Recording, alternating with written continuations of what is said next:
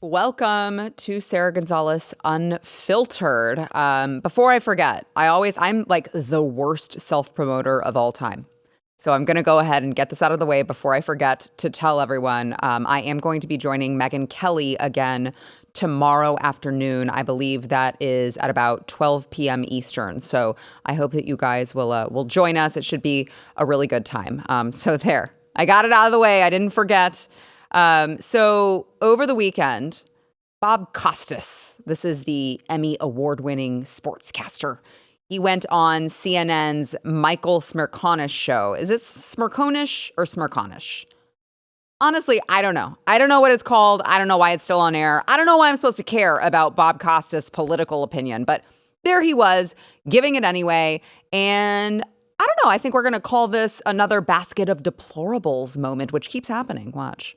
You come at this from a position of not wanting to see Trump get elected. You should state that at the outset. True? Yes, absolutely. He is by far the most disgraceful figure in modern presidential history. He's only become more disgraceful since 2016 and since 2020.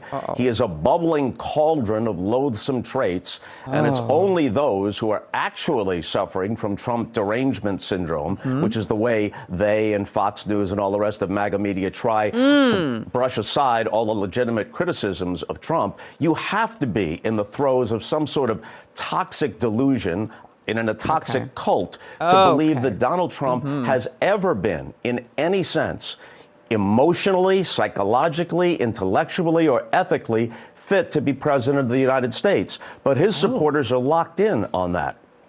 There is no cult of Joe Biden. Because he sucks. Just let me finish this thought, Because he sucks. Michael. Even if he had not run explicitly with the pledge that he would be a one-term president, even if halfway through this term he had said, look, I've done my job, I have some policy successes, I'll continue to do my job, and now the Democrats can get, as I said before, some people up in the bullpen and sort through it. He had a chance to be seen as a statesman and a patriot. Now his legacy is likely to be that of a man whose hubris prevented him from seizing the moment in an appropriate way, and at best, he can squeak by Trump, that's at best, or he could lose to Trump and subject the nation to 4 more years of this kind of ongoing insanity. Now, this is incredible. I love when people are like, well, you don't see a cult of Joe Biden. Now, I'm willing to admit there are certain people who Donald Trump can do no wrong. And that's fine. That is the way that it is. But to suggest that like Joe Biden is somehow better because there's no cult of Joe Biden. There's no cult of Joe Biden because nobody likes him. Everybody understands that he sucks. Like nobody wants to put a Joe Biden, Kamala Harris yard sign in their yard because that would be embarrassing because everybody knows that Joe Biden is like half dead. He's like 3 feet underground already. He's making his descent into the 6 feet underground. Like, of course, there's no like cult of Joe Biden. Nobody likes the guy. All right. Including, by the way, Bob Costas, who just said it himself. And here's how horrible old Bobby thinks that Trump is because he went on to admit Grandpa Joe can't even string 2 sentences together, but, orange man's still bad or something. Watch. Biden is incapable of uttering even 2 consecutive sentences of the 5 perfect paragraphs that Newsom just put together. And I think Nate Silver, you quoted earlier, saying that he's got to get out there and do 4 interviews with unfriendly or at least down the middle, not softball interviews. But the problem with that is his own staff knows that he has to be bubble wrapped, that he can't do a Super Bowl interview. It's sad to say. Biden is obviously, on balance, a decent man. He's served his country. Oh, he gets to be a decent man. No matter what, sane people will vote for him over Trump. But it's a hell of a risk to send this guy out there. Trump is a monster. You shouldn't send this guy out there at this point in his life to try and slay the dragon. Oh, a monster. Donald Trump is a monster. He's the most disgraceful president ever. And somehow he keeps getting more and more disgraceful. He's a monster. Like, I just cannot with these people. The hyperbole and the gaslighting is honestly just exhausting. Like, it couldn't possibly be, maybe, that Donald Trump was a much better president than you people want to give him credit for. And by the way, as a reminder, this is coming from someone who criticizes Donald Trump where I believe he deserves criticism, all right? I feel like I have to give this as like a preface every single time. His spending was out of control. It was wrong. His COVID response was awful. Operation Warp Speed was a disaster. I was, by the way, saying those things at the time. So not what you would call a sycophant or a cult member, in my opinion. I call balls and strikes and I try to be as objective as possible. But to ignore the state of the country during Trump's presidency before the unprecedented event that was COVID is, I would say, disingenuous or stupid or both. So let's go back to this man who is emotionally and mentally and intellectually and ethically unqualified to be president. Was he unqualified to be president when we had record low unemployment, minorities and women included? Was that an unqualification, disqualification? It reached the lowest levels in like half a century. For the first time on record before COVID, back in December 2019, under Donald Trump, there were more job openings than unemployed Americans. Is that unqualified? Was he unqualified when our economy was booming before China unleashed a bioweapon on all of us that nobody could have prepared for? 2.4 Americans lifted out of poverty. More than 7 million Americans were able to be lifted off of food stamps. Does that sound like unqualified to you? Is that an unqualified resume? How about when he negotiated more peace in the Middle East than we had ever seen previous? Or when he moved our embassy to Jerusalem, like he said he was going to do, and nobody else had done. Everyone else talked about doing it. He actually did it. Or how about when he killed Baghdadi, the ISIS leader and the world's most wanted terrorist at the time? Took him out. Is that unqualified? Tax cuts. Manufacturing jobs being moved back to America, regulatory reform that resulted in billions of more dollars in American pockets. What about his tough stance on the border? The agreements he made with Mexico, El Salvador, Guatemala, Honduras.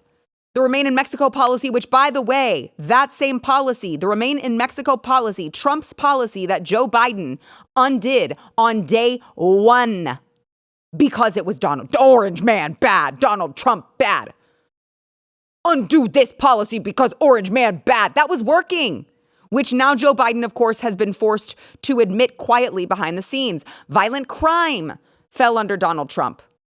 So I don't know. I mean, I'm willing to be objective and I'm willing to call him out on his flaws. But I would just say for all of his flaws, his record was significant. I mean, there are certain things, points of his presidency that were indisputably good for the country. The mean tweets, though. Oh, he said mean things on the internet.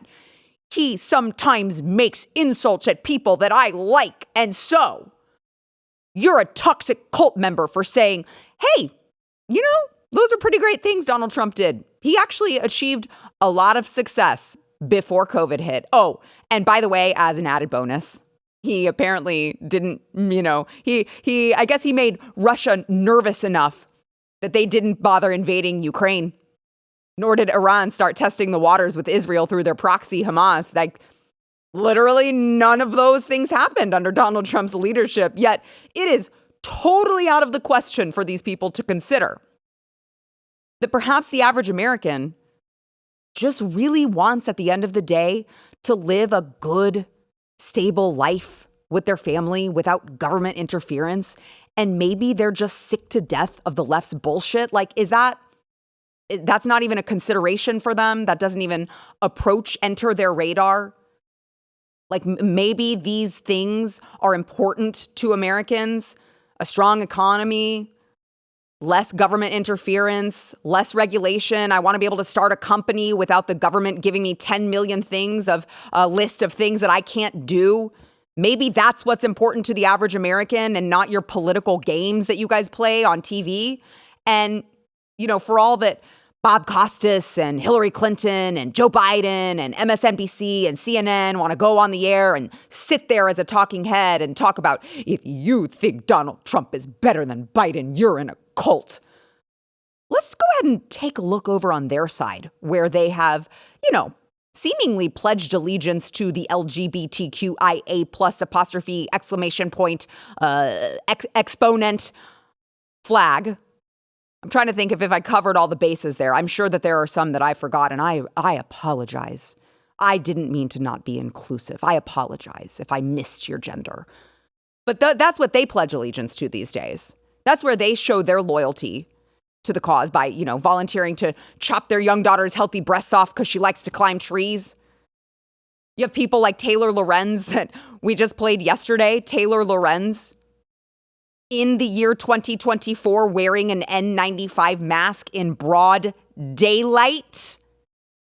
But that's not a cult, okay? That is not a cult. Just because there's not a cult of Biden doesn't mean that the left is not operating as a cult. It's not a cult that, you can't just say, I want American money, I want taxpayer money not to be funneled to Ukraine for a war that I didn't ask for. You got to put the Ukraine flag in your bio and the LGBTQIA plus apostrophe S multiply, divide, subtract, addition flag in your bio. You got to have these flags in your bio. You got to wear the N95 mask in the year 2024. But don't worry, we're not a cult.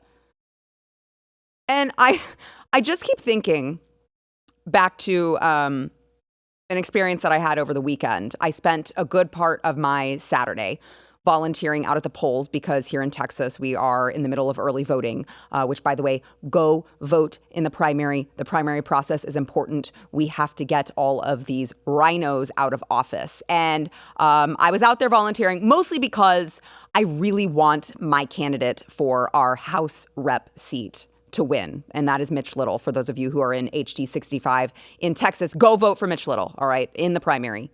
That is this week through Friday. And then on Tuesday is the last day. That is voting day. But I volunteered for an organization called Red Wave Texas that has a voter guide. You can look it up, by the way. You should if you're voting in Texas. They have a voter guide to show people voting in the Republican primary who the most conservative candidates are so that we can get all these, establishment people out of office. And it's just really the human psyche is very interesting to me. And the way that Democrats and Republicans seem to be just built differently is very interesting to me. Maybe it is, I minored in forensic psychology. So maybe it's like the psychology part of my studies that I'm fascinated by this. But I like to play this internal game as a poll greeter. I'm out there where I guess whether the person who is approaching the polling place, who I am about to go try to strike up a conversation with, is a Democrat or a Republican. And most of the time, I am able to confirm if I'm correct, because when I try to interact with them, and honestly, it's such a benign interaction. I'm like, hey, can I offer you a Christian conservative voter guide? 99% of the time, the Democrats are so nasty for absolutely no reason, none. They just yell at me. They're like, oh, I wouldn't. No, you can't. And if I was going to need a voter guide, it wouldn't be for you guys. I vote Democrat. I'm a Democrat. Don't talk to me. I even had one lady who was like, you should be ashamed of yourselves. You shouldn't be influencing people this close to the polls. Now, obviously, we were obeying all of the rules, but she was a Democrat, so she didn't know very much. All right, so we'll give her some grace there. But these people are just so nasty for no reason. None. There's just no reason to be nasty, and they choose it anyway. And that's how they behave in person. That's not to mention how nasty these people are online. They're just so nasty. I couldn't imagine being that nasty to anyone in person or otherwise, telling someone, that they are in a toxic cult because of the person they choose to support for president or for any elected office. I couldn't imagine that just because I have a different political opinion than you. Yet somehow we're the ones in the cult. Okay, sure. Evidence proves otherwise. All right. But sure, Bob. Well, all right. Sure. We'll see how that works out for you guys. All right. So we've got a lot of moving parts here, sort of breaking news that was coming out, trickling out throughout the day, including new updates in the Fani Willis saga. I know she wants people to call her Fani. I don't think she's fancy enough for me to call her Fani, so I'm going to call her Fani Willis. We've got that and more coming up, and I'm going to bring in the panel to discuss that. We'll be right back.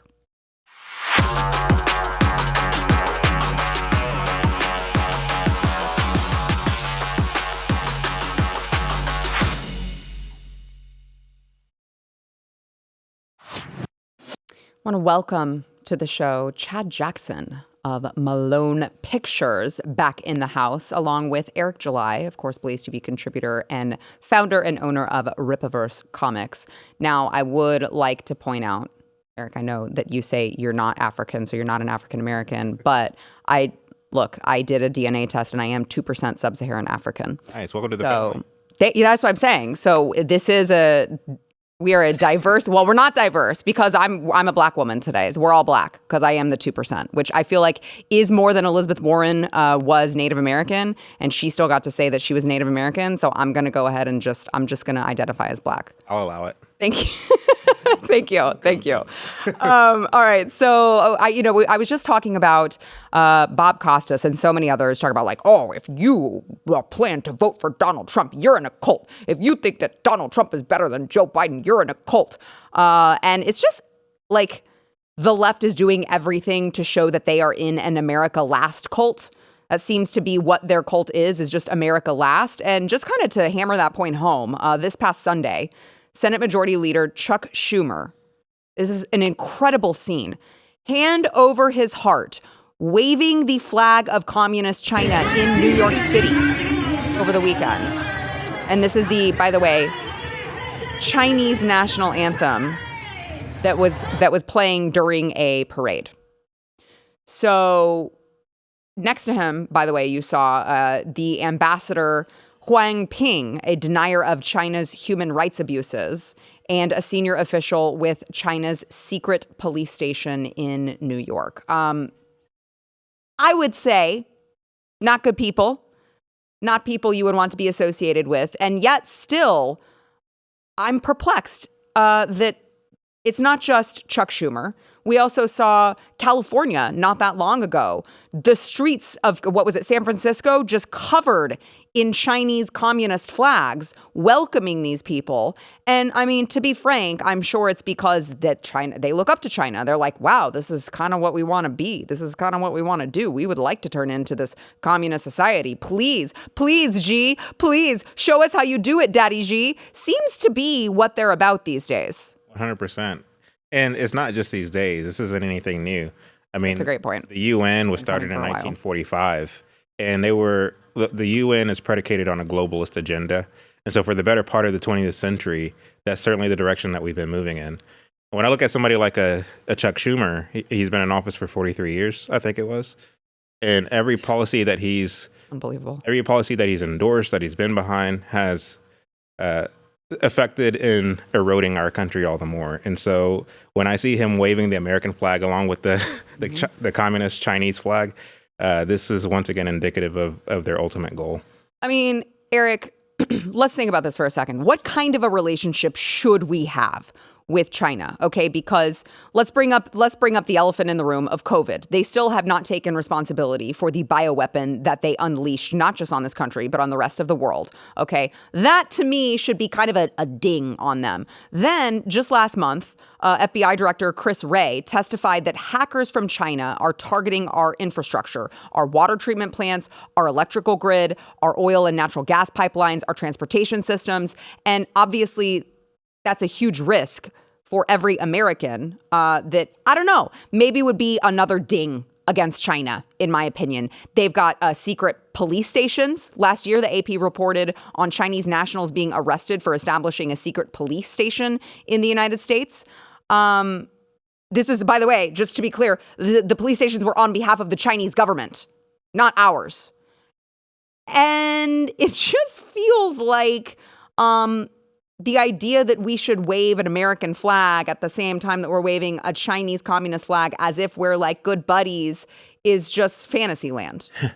Well, my issue more so is that how we look at. Eric's Yeah, I know. I'm about to go on my tangent like I always do. Communism is, I'd argue, as far as a political philosophy is concerned, it is the most evil of them all. And I'd lump, obviously, socialism in there, historically speaking. It actually is relative. I mean, that's more relative as far as socialism v. communism. Historically speaking, they were used to mean the same damn thing, right? So this is why it always got me when you hear these sort of student communists would be like, well, state socialism is different from what it is that we advocate. No, it's not. Hell, even Marx, what the hell was the dictatorship of the proletariat? Like, what do they think that was? So that's my bigger problem in that what this does is it solidifies that still the American people and even American politicians, people that actually have power, don't look at communism as evil as they should be looking at communism. I get it. When it came to fighting Funny Mustache Man, you teamed up with them briefly, but to be fair, they also had their own pact prior to. That's really all the Russians did. They saw which side was losing and was like, all right, maybe we take the other side. More accurately putting it, but you don't see that same sort of vigor that you see with, like, if he was waving a Nazi flag or something, people would be irate. Right. And he wouldn't even, let me take a step back. He wouldn't even consider doing anything like that. Nobody realistically would. But communism in this country is oddly, definitely among young people, is still something that's growing. That people are endorsing governments that have made it like really part of their economic philosophy is, and China's been that way for a very long time, communism. Like, and they call it exactly that. It's not like trying to name it something else. Like, no, that's exactly what it is. It's communism, and they advocate for that. So to see an American politician waving the flag of I love that we're putting it, communist China is very telling. Let's say that. Yeah, I don't. Maybe people on the left are not aware that CCP does actually stand for the Chinese Communist Party. Right. Like, it's not a fancy acronym. They wear that like a badge of honor. I think that goes to show how the left, when they infiltrated more so academia, man, they were so smart in doing that and how much it worked. Because, I mean, again, going back to history, communism has killed far more people. Yes. If you're talking about containing that Nazi Germany, which, again, the same thing. As far as it being state socialism, it's the same exact thing. But you look at the Stalins of the world and the Pol Pots, and going back to China with Mao. These guys, I mean, the bodies that communism is, like, I'm talking leaders advocating communism and killing people on behalf of said communism. It's nothing even close. If you want to look up what democide is, if you're talking about like governments killing their own people, it's communism number one, and it's nothing else is close. It's not even close. So I do think it does point to the fact that academia has tricked a lot of people into believing that this is something that is still not as abhorrent as what people look at as Nazism, even though it's roughly the same thing. Yeah, but I would also argue that communism isn't even the point. It's not the end goal. Globalism's the end goal. The same way that socialism is a vehicle to get to communism, communism is a vehicle to get to globalism, and that's ultimately what these people are after. So again, when I see Chuck Schumer there waving those two flags, again, this is indicative of the fact that we're well on our way to a globalist economy, globalist society. This is what their ultimate goal is. Well, that's what communism is, right? It's that's what they tried to differentiate themselves from the Nazis. We look at nationalistic socialism, but that's what the other part was, that was international socialism. They were pretty open in the fact that they wanted this thing to spread as far as they realistically could get it, and they want us all living under this, again, an abhorrent thing to advocate. Communism is as evil as it gets. So to see someone not even think twice about waving a flag of, again, admitted communists like this, it'd be one thing if we were like, okay, you're calling it something else, and you know, just like how they say Donald Trump is a Nazi, Donald Trump is a fascist. It's like, all right, like we get it, he's not, but you're going to call him that. If you're calling it something else, that would be what these guys are like. Yo, we're communism. We're communists, and they rock it like it's nothing. 100%. Right. What are we doing? Right. I know. Yeah, it's pretty scary. And to your point, Eric, just to point out how ridiculous all of this is, they have no problem also waving the Ukraine flags, even though there are admitted neo-Nazis. Yes, thank you. Actual Nazis within their ranks. And they're like, but I don't those Nazis are fine because we're trying to push globalism. So don't worry. It's fine. They're just like mini Nazis, which are far, far less bad than Donald Trump, who is an actual literal Nazi. All right. Let's go ahead and let's take a quick break, and then I want to get into a couple different things. One of them being one, I wouldn't say important as in like influencer, but a pretty big name politician has chosen not to endorse Donald Trump. We will get into that. First, I want to thank our sponsor, Relief Factor. So, look, pain is your body's way of letting you know that something is wrong internally. And most of the time, it's trying to just tell you, your body's like, hey, knock, knock, you've got inflammation in your joints and it hurts. And please take care of that inflammation so that I cannot hurt, which a lot of people don't realize. It's the inflammation that is causing the pain. And you could use like a topical cream and rub it on there and it'll feel good for 10 minutes, but you're stuck with pain again after that wears off. So how can you actually target the root cause of that pain? Well, you can do that with Relief Factor, okay? It's not a drug, so it's not going to make you feel all loopy. It was developed by doctors, though, so you can trust it. And it has 4 key ingredients that work with your body to fight the inflammation. Now, 70% of the people who try it order more. It's worked for me, by the way. It's worked for Glenn Beck here at the company as well. It's worked for so many of us here at Blaze. See if you are living in pain. See how Relief Factor can help you with that 3-week quick start. It's $19.95, and it comes with a feel better or your money back guarantee. You can go to relieffactor.com. Get that quick start over at relieffactor.com.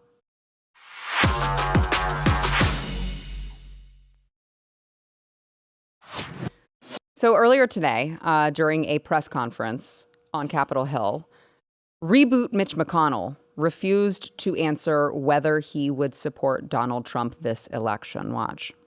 Over the weekend, Senator Thune came out, he endorsed Trump. The other lieutenants have endorsed Trump. Why are you holding out and endorsing your likely nominee? I don't have any announcement about that today. So I understand that Reboot is for the Uniparty. Like, I get that. I got it. I'm hopeful that he will be irrelevant at the end of his term because he clearly has a lot of rebooting that's going on. But I feel like I know what Eric's answer is going to be, which is like he just hates the whole system. So he just wants to cause as much disruption as possible. Willis, yeah. But I'm just trying to think, if you're in Mitch McConnell's shoes, like what possible reason would you have to defer on answering whether you want to y'all's point earlier, whether you want a leader in charge who seems to want to just push us into communism, or sorry, the people who are playing with the puppet strings of Joe Biden. Obviously not him. He's not with it enough to understand what he's doing. Right. But the people who are controlling him clearly do. And Donald Trump at this point in time, regardless of who else you supported in the primary, he's the only one that stands in the way of that, it seems. So why would you not, as a Republican leader, throw him your support at this point? I don't get it. Well, the fact is, Donald Trump is still kind of the odd man out as far as the RNC is concerned. And in my opinion, when you look at someone like a Mitch McConnell, he's very much part of the RNC crowd. And I don't know, you would hope that the people at the RNC would be more connected with the real people on the ground. But unfortunately, they're not. There's this huge disconnect. And I feel like when it comes to someone like a Mitch McConnell, they're just kind of waiting it out to see what happens with the indictments and things of this nature before they will make any kind of definitive claim as to who they will endorse or not. So, which is just so disgusting because the RNC already saw that Donald Trump can win elections and can win over, a good majority of the American population. Also, number two, the indictments shouldn't stop you because the indictments are total bullshit. Right. Like all of them are just completely bullshit. Well, so it's like this again is indicative of how frail and fragile and just weak the Republican Party The RNC is, yeah. No, you're right, which we talked about a little bit yesterday with Ronna Romney McDaniel announcing what day she is going to step down in March. And I said yesterday, Eric, like I'm not convinced that anyone, even the best person suited for the job, can fix it. But certainly if they have any shot at fixing the RNC, they need someone who's going to come in and just demolish everything and start rebuilding from the ground up, except I don't think that's what Eric wants. Well, no, obviously I don't have any faith in that. Look, I guess still, yeah. Would I prefer to burn it down? Yes. I know. You know me very well. But just looking at this logically speaking, I could totally understand what his position was if there was like a second, let's say, a person that was running against Donald Trump that was like competitive. Right. And then you're like, look, man, they're kind of, we're just not in a position to really endorse anybody because it's competitive and maybe this is good for your party. But you didn't have, yeah, I get it. You have the DeSantis of the world and Vivek, and I know people had some favor there, but even then, you didn't really have that outsider. Like this year, you didn't have the you were alive in live and kicking in 2008, 2012. Obviously, the Ron Paul thing was like he was an outlier, and that got a lot of people like amped up. And so it'd be one thing if you had a person like that. You didn't. Right. You didn't. You had a bunch of people that were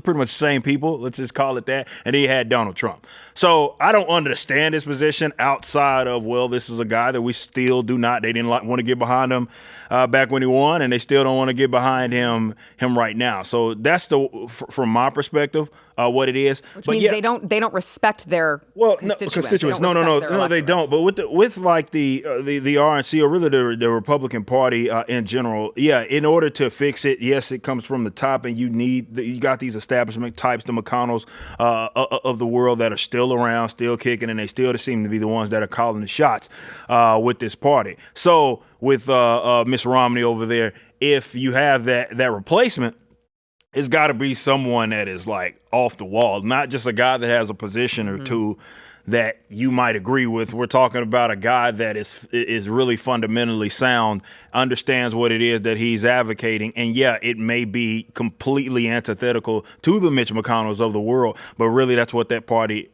needs. It needs a severe shakeup. Do you guys believe that so it's been my observation that the Republican Party continues to try to take pages out of the leftist playbook, but they just do it so terribly. Yes. When you look at the 2016 or 2020 election, you had, I think it was Bernie Sanders who was leading polls, and then the DNC was able to kind of sneak in Bernie Sanders Joe Biden, put him at the top. And he ended up, quote unquote, winning. I feel like the Republican Party is trying to do the same exact thing with Nikki Haley, where they're trying to kind of hold back their endorsements just long enough for her to edge him out. And I don't think it's going to happen. Yeah, well, and the sad part of that is, to your point earlier, is that the only way that happens is if the weaponization of the judicial system is successful. That's the only way that happens. So you're rooting for our judicial system to be weaponized against, because if they're going to do it to Donald Trump successfully, there's no way they can't do it to each and every one of us, right? So like you're rooting for the end of any sort of guise that our judicial system is fair and impartial, just so you can keep Donald Trump out of office and manipulate the system to get what you want. So that's what these people are actually rooting for when they want to hold back everything to wait and see if their girl Nikki Haley, BlackRock Nikki Haley, BlackRock Tricky Nikki actually gets into office, which is just so much more sinister than it sounds like on the surface. Yeah, they're definitely vying for her. But again, they're just completely out of touch because nobody wants her. Right. So. Milk toast she is. Yeah, I mean, listen, when you lose to none of the above candidates in Nevada, you probably should do some reassessing on whether or not you should continue running. But at this point, I think she's just bought and paid for. Oh, yeah. She just, to me, she's just sticking around. I think a lot of people, within the party, especially out of it, are banking that something happens to Donald Trump that disqualifies him. So you need, and it may be a Hail Mary. It may be, yes, for sure. But they're looking at it like as a contingency plan. Like we got her around, and if this is going to be our way to sneak her in, then it's just our way to sneak her in. And yeah, I don't know what happens there. I don't know what happens with your party there. If something like that, let's just say worst case scenario, we're just speaking in hypothetical terms. Something happens, he ends up getting disqualified, so he can't really run, and then they slide in with Nikki Haley is somehow kind of, this is gonna be your nominee in some way. To me, that looks like the end of the Republican Party. I agree. And like, which Eric's like, don't. I'm like, yeah. Don't threaten me with a good time. That's not a bad idea. But what is so frustrating for me, I know we have to take a break here in a second, but what is so frustrating for me is that you watch the Republican Party continue to be at odds with each other. Like, there's so much in-party fighting. Meanwhile, the left is completely unified when it matters. Right. Like, they see that Joe Biden is half dead, and they're like, I don't care. I'm going to the polls to vote for this man anyway because I'm a team player. Right. Meanwhile, in the Republican Party, you have people throwing hissy fits because Donald Trump is going to be the nominee. And they're like, but I wanted my person. I'm not voting. And it's just like, guys, this is such petty BS. Like, they do it when it matters. And look how far they've been able to advance their agenda. We're now talking about Chuck Schumer waving a Chinese Communist Party flag with the American flag. Right. We're not talking about, globalism. We're not talking about all these different things. Look how far they've been able to take their agenda in just this short amount of time.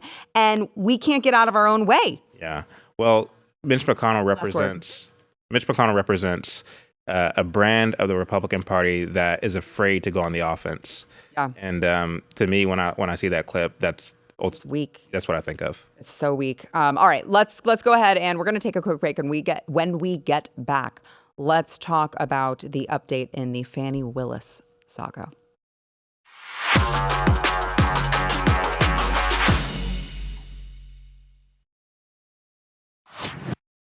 So last week we went through some of the Fani Willis testimony about her alleged misconduct in the Trump Georgia election fraud case. And she had been accused of this misconduct by having a relationship with her special prosecutor, Nathan Wade, whom she's paid, just a cool $650,000 to help prosecute Donald Trump and 18 co-defendants in the RICO case. Now, her testimony revealed like a bunch of evidence that signaled that there was a relationship which could put her entire case in jeopardy. The Trump team did have geofencing cell phone records showing that he just happened to be like at her condo overnight. I'm sure they were just working on important cases at the time. Oh, wait, it was before the Donald Trump case. Well, listen, that means nothing. Okay, that's just a coincidence. And so now the new star witness, Terrence Bradley, this is Nathan Wade's friend and divorce attorney, was on the stand in a hearing this afternoon. Now, there was a text message from him to prosecutor Ashley Merchant that revealed that Nathan Wade, her special prosecutor, and Fani were in a relationship starting in 2019 before she hired him to prosecute Donald Trump. But now, all of a sudden, his memory seems a little bit foggy, and things may have not actually occurred as he already specifically told the attorney. Watch. That their relationship started when she left the DA's office and was a judge in South Fulton. Where did you obtain that knowledge from? Yes. Hello? Knock, knock. I was speculating. I didn't have a Yes? Well, you were speculating based on what? The fact that they were having slumber parties? No one told me I was speculating. No one told you that? No one told me that. You were speculating based on things that had been told to you or things you had observed? So I'm going to object as to the nature of this line of questioning because the witness has made it clear he was speculating as to how or what he knew. Mm-hmm. And if it's speculation, it's inadmissible before this court. All right, but the motivations for his reason for speculating would be admissible, so I'll overrule that. Thank you, Judge. Was this speculation, when you told me that, was that based on things that had been told to you and things that you had witnessed? I never witnessed anything. So this is so believable. It was speculation. I can't tell you based off of anything specific, if that's what you're asking. You can't tell me anything specific as to why you speculated about that? No, this was however many years ago. I mean, I don't recall, but no, I don't. Did you have any reason to lie?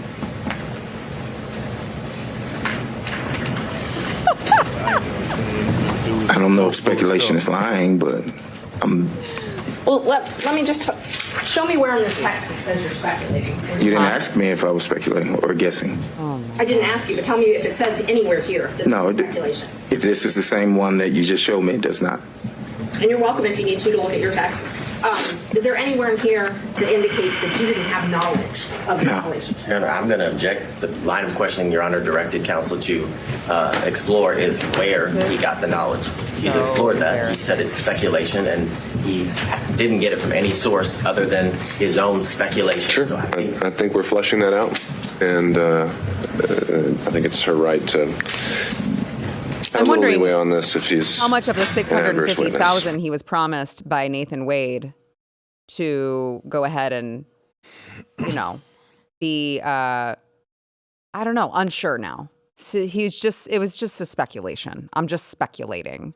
So I'm just wondering what was promised to him, because everyone seemed very sure. And by the way, his original text message corroborated with all of the cell phone records that Donald Trump's team brought forth. And now all of a sudden, he can't recall. He can't recall. He said it like 10 times throughout the hearing thus far up until the time of this taping. Oopsies, I can't recall. I mean, that was a long time ago. When have you said assertively, most assuredly, that you knew that something happened and then went back and said, you were speculating? Doesn't it happen to everyone? Doesn't everyone do that? Don't you do that all the time, Eric? All right, so if I understand this correctly, and please correct me if I'm wrong. So you mean to tell me this man stated, right, and it wasn't speculation, but initially he stated that they were in a relationship. Yes, starting in 2019. Started in 2019, yes. Okay? And now all of a sudden, and that's a very specific thing. Mm-hmm. So to be so absent-minded to I don't even know how I even came to that conclusion. Right. That to me is wild. And you can see that hamster wheel was spinning. Like when she first said that, he was like, damn. He's looking for a bailout. It's like the Dave Chappelle episode where when he was Black Bush and he knocks he's like, oil, who's talking about oil? And he knocks the water off and takes off. That's what he wanted to do. Those wheels were churning and he was like, I need an out right now. And he didn't get it, but he was looking for it. He did. Well, I'm wondering, also, remember, he's Nathan Wade's friend. So he had to know when he initially exchanged a text message with an attorney that would later be used. It seems like that would be the time to understand as an attorney that you need to be very specific when you accuse someone of something in a freaking trial. And he's like, I was loose with my language. My bad. That one's on me. All right, that's on me. What sort of people do you think actually believed him and watching that clip? Nobody. Nobody. No, none. Not one single person. Yeah, I don't know. The things that I see out here in these streets. It's funny watching that hamster. I mean, he was paused for probably 15 seconds where he answered the question. He's like, I don't know. I wonder what he was thinking. I know. Right? He was just sitting there like, how do I get out of this? How? I need God, give me something. I see this with my kids all the time. It's like, well, hold on, let me come up with a lie. Really? Because mine instead is just tells me that what I saw, I did not see. He's like, no, I didn't just push my little brother. I'm like, I literally saw you do it. He's like, no, prove it. Roll the tape. I'm like, I don't have one. So, but it is a childish tactic of just how can I work my way out of this one? I'm just not sure that it's going to be enough. Do you think it will get worse?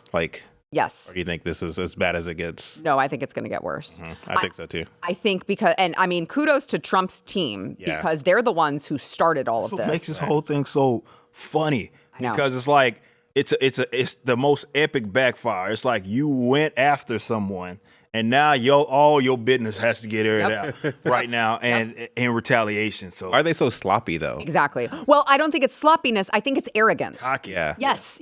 It's cocky behavior. It's arrogance because they've never been the ones who have they've never had their standards flipped on them. They've always been able to run the show and be able to persecute whoever they want, hold people to these cancel culture, hold people to standards that they never have had to live by, and they've always been able to get away with it. Right.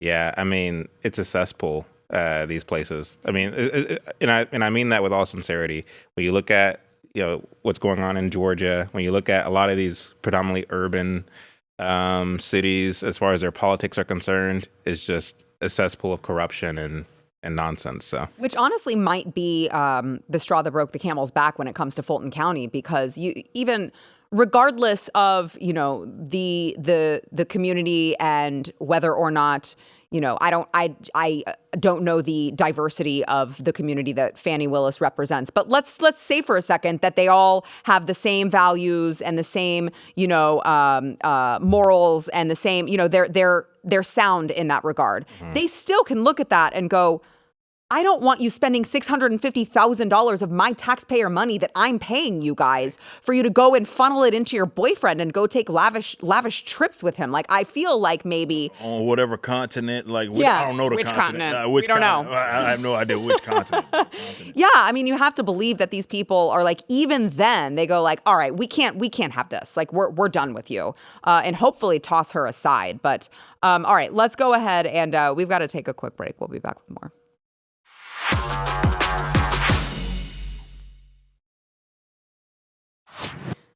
All right, I need you guys to help me work this one out, okay? Yesterday, Zelensky was on MSNBC, and I'm sure you guys are not cocaine experts or drug experts, but I feel like he is on something and Oh, I know a crackhead when I see it. Okay, do you? Okay, all right. All right. So let's watch this. I want you guys to watch this and tell me, is Zelensky tweaking out? Watch. Mr. President, I just returned from several areas along the front line in the south and in the east, and soldiers there told me they have to ration their ammunition. They don't have enough weapons to advance. They can only defend themselves. In some cases, they're losing territory. There was a little... What happens to your country little mannerism if this there. American aid doesn't arrive? We will lose a lot of people.